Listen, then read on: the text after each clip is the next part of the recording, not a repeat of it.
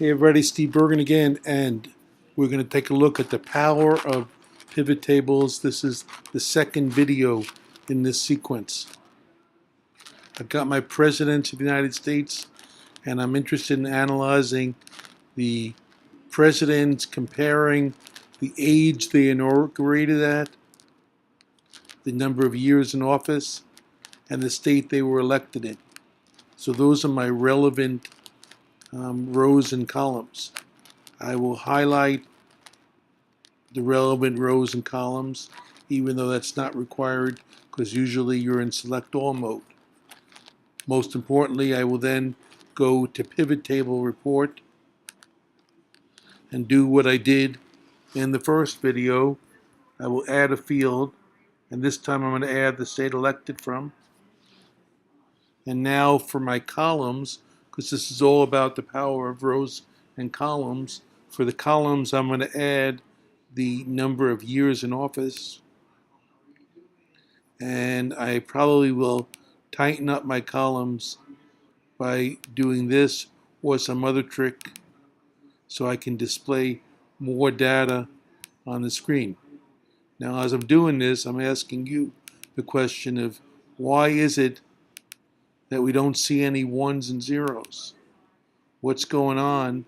What's the fix?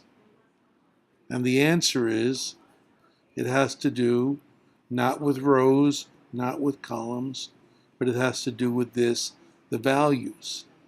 Because what are the values that are going to be in here? Well, they're going to be the presidents of the United States. So I'm going to add the presidents, and now I should get my numbers. Oh, yikes. I got my numbers, but they're all zero. So what's the attribute that needs to be changed? Instead of summarizing by sum, we need to summarize by, you say it, you first, yep, count A. Count A is what we need to summarize it by. And now we've got good data. Okay, and now of course some of my rows and columns need to be made wider, but that's okay. You see how powerful this is. I've got my states over here and my years over here. And now that you've achieved rows and columns, you can change rows or columns.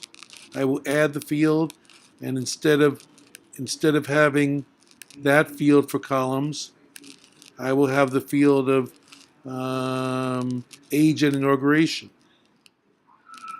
And now what you see here is one president who was 43 years old, right? Two presidents who were inaugurated at age 46, and you see something about the state that they were in as well, with the grand totals over on the right-hand side. Okay? So, hope this helps. Let's get the grand totals. They're way over there. And this is the power of a pivot table, dealing with rows, columns, and putting the numbers in there. And if these numbers represented money, then you'd have totals in the bottom that would be sums and would not be count A. But for many examples that you're going to begin with, you're going to want to use the count A here. Okay?